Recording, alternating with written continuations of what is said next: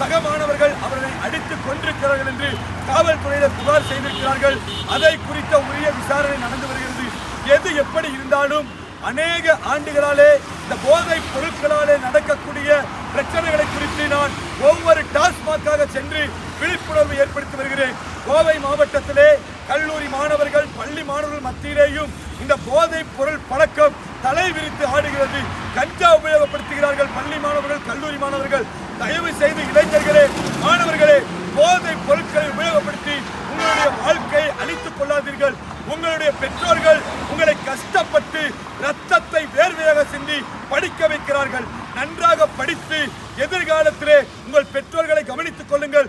உங்களுடைய வாழ்க்கையை பார்த்துக் கொள்ளுங்கள்.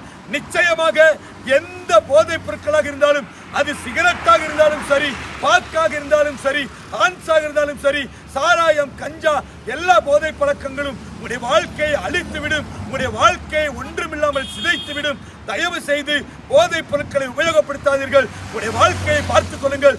உங்களுடைய பெற்றோர் உங்களை கஷ்டப்பட்டு உழைத்து ரத்தத்தை வியர்வையாக சிந்தி உங்களை படிக்க வைக்கிறார்கள். அப்படி இருக்கும் பொழுது நீங்கள் போதைப் பொருளை உபயோகப்படுத்தி உங்களுக்கு ஏதாவது ஆகிவிட்டால் உங்களுடைய பெற்றோர்கள் எவ்வளவு வேதனைப்படுவார்கள் என்று யோசித்து பாருங்கள். உங்களை விட்டால் அவர்களுக்கு யார் இருக்கிறார்கள் என்பதை கொஞ்சம் சிந்தித்து பாருங்கள். தயவு செய்து போதை பழக்கத்தை உபயோகப்படுத்துவதை இன்றைக்கே நிறுத்துங்கள்.